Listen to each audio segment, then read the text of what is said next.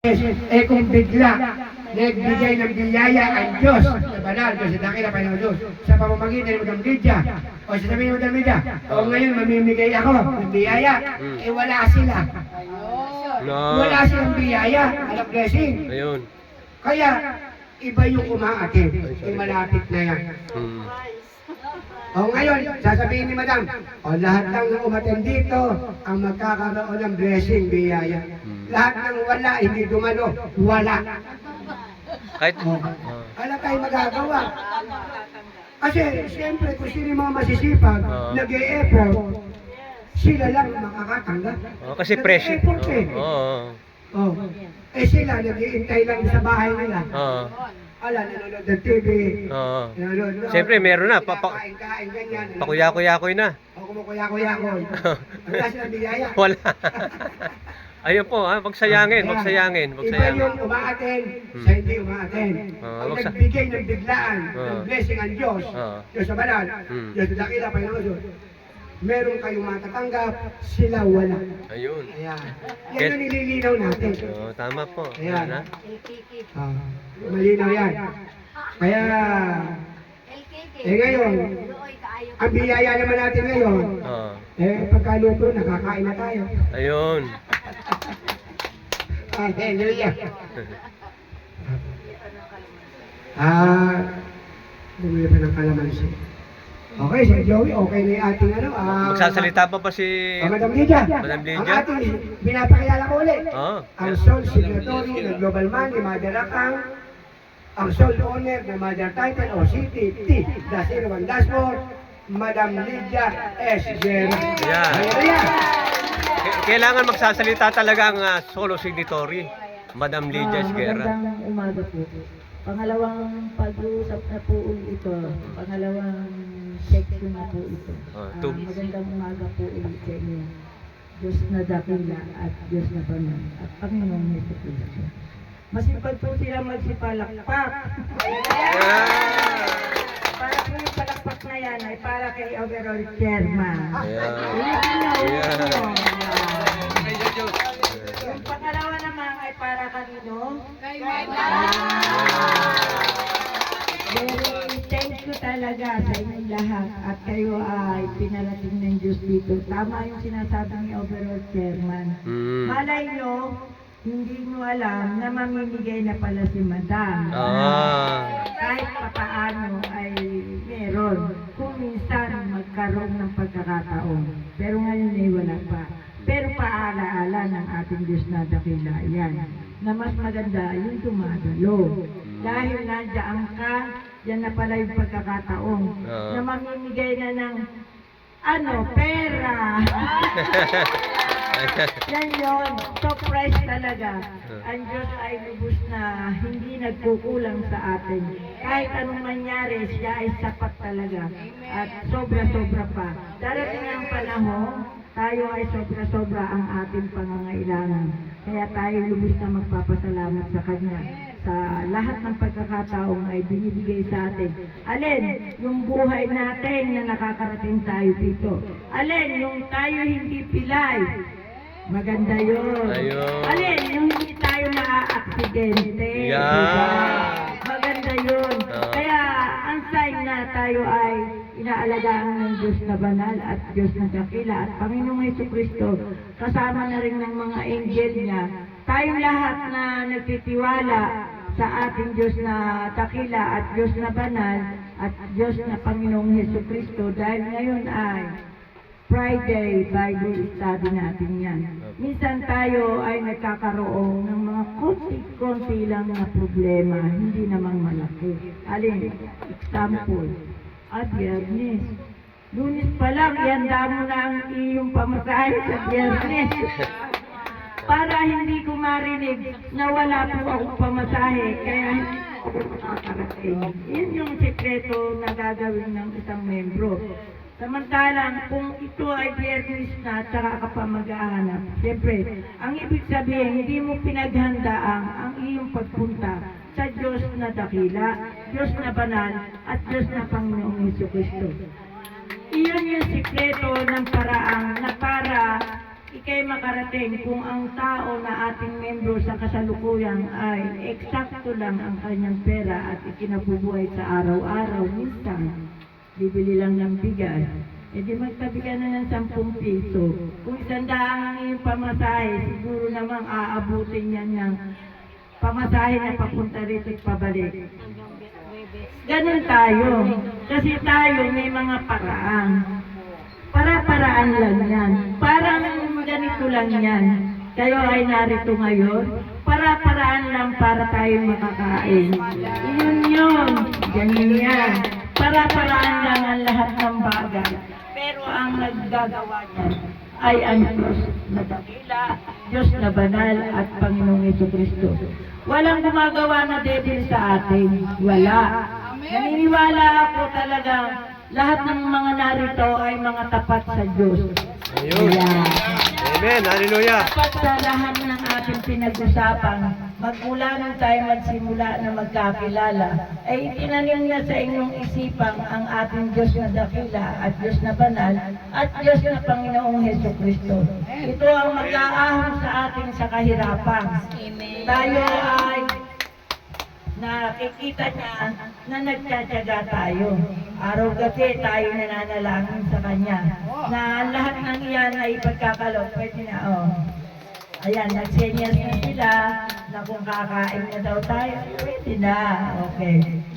Yan po yung ating Bible study. Ang ma-share ko sa inyo, ang sikreto ng ating mga pamamaraan ay ginagamit ng Diyos. Ang Diyos ang gumagawa niyan, hindi ibang tao. Diyos. Ang sikreto naman na kayo pinakamamahal ng Diyos na dakila at Diyos na banal at Diyos na Panginoong Jesucristo. Araw-araw kayo walang kapahamakan. Diba? Araw-araw na meron kayong na-share sa inyong kaibigan na sumama ka sa akin at magkakaroon ka ng alin, yung mapupuntahan mo ay magandang foundation, hindi kagaya ng una ng mga scam. Ngayon ay iisa lang ang totoo, ito lang ang katotohanan. Diba? Kayo din ang ginagamit ng Diyos para tayo ay magkaroon ng mga kasama. Bakit? Hindi naman natin pwedeng suluhin ang biyaya ng Diyos. Kailangan natin ihayag sa kanila na tayo ilalaya sa kahirapan. Yun ang maganda natin sasabihin sa ating kapwa. Kung ayaw naman nila, huwag mo nang pipilitin. Kung ayaw naman nilang maniwala, huwag na kayong makikipagtalo, mag-aaway lang kayo. Yan.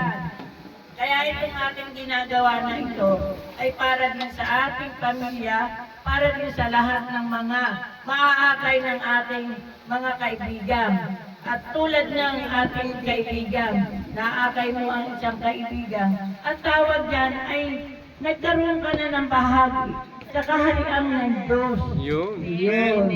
Ikaw ay meron ng pangalan sa kaharian ng Diyos na dakila, Diyos na banal at Panginoong Jesucristo. At ikaw ay wala na sa pagkakasala ng sumpa ng kamatayan at wala na rin ang takda ng kamatayan. Sa lahat ng mga naririto na naniniwala at nagpa-detox na nangyari, parang ganun na lang, mga forever na tayo. Forever? Kaya yung forever na yan, iyan ang maaabutan ng kasaysayan ng Diyos. Tayo yung magiging pangatlong Bible. Gagawa ang Diyos ng pangatlong Bible. Ibig sabihin, lahat ng pangalan ng ating mga nakaanib dito sa ito na ang katotohanan ay malalagay sa Bible. Ayan. Ito yung pangatlong Bible na gagawin ng Diyos. Ang kalooban ng Diyos, siya ang gagawa. Yan ay sinabi niya sa pamamagitan ko na ang lahat ng mga nagtiwala sa ito na ang katotohanan ay makakasama sa Bible. Ayaw mo yun?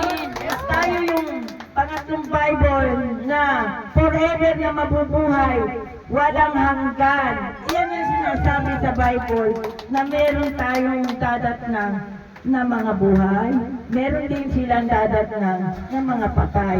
Sino yung dadatnang na mga buhay? Tayo yun! Tayo yun na. Ito na ang katotohanan ng Madarakaw Foundation. Pag tayo nagsimula na, magiging busy na tayo sa lahat ng ating mga instruction sa bawat barangay na sinabi ni Overall Chairman. Ang bawat isa ng mga chairman at vice ay magiging busy sa pangangasiwa ng kanilang mga officer at sa kanilang lugar. Diba? Kung ano yung ating itinuro na tayo maggalangan sa bawat isa, galang din tayo sa hindi nating kamembro upang makita nila na tayo ay hindi ganon, na kahit hindi sila membro, igalan din natin ang lahat ng mga tao. At ang mga tao, babae, lalaki, tatay, nanay, lolo, ate, yan. Kaya tayo na lahat ay narito sa isang, ito na ang katotohanan. At tayo nagsasalo-salo sa pagkain na kahit papaano, at kahit papaano, masaya tayo dyan. Hallelujah. Bakit pansit at kanin at soft drinks? Itong ating kinakain, ito yung punsoy ng habang buhay tayo. Habang buhay. Yan ang punsoy. Kaya lagi tayo kumakain tuwing Biyernes ng pansit. At kung meron darating na birthday, pansit pa rin ang pangunahin sa handaan para maging forever. Forever. Yan. Kaya tayo ay manananghalian na po at tayo po ay kanya-kanya na lang pong pray at salamat po sa pagkakataon na pinagkaloob niyo po sa amin. Lagi niyo po kami hindi pinababayaan. At lagi sapat at sobra-sobra. At pinapasalamatan po namin ang hindi pa po namin natatanggap ng mga biyaya na ibibigay niyo po sa amin. Amen. At alam po namin na piniprepare nyo na po. Kasi na ang nangyayari sa ito na ang katotohanan. Yan po. Nalalaman ko po na kami po ay naghihintay at alam po namin na inaayos nyo na po. Kaya alam natin na ang Diyos ay mapagmahal sa lahat ng naniniwala sa atin. Amen. Kaya po dito ay lahat po tayo ay nagkakaroon ng kasiyahan kapag araw ng Biyernes. Ang lahat po ng ating mga ginagawa ay natutuwa ang Diyos na dakila, Diyos na banal at Panginoong Jesucristo. Maraming salamat po. Maraming salamat. Hallelujah. I love you all. I love you all. I love you all. Okay. Lahat ng mga officer at lahat ng nasa isang ibang labo ng ating Pilipinas at sa ibang bansa, I love you all. Salamat po. Okay. Thank you, sir. Okay.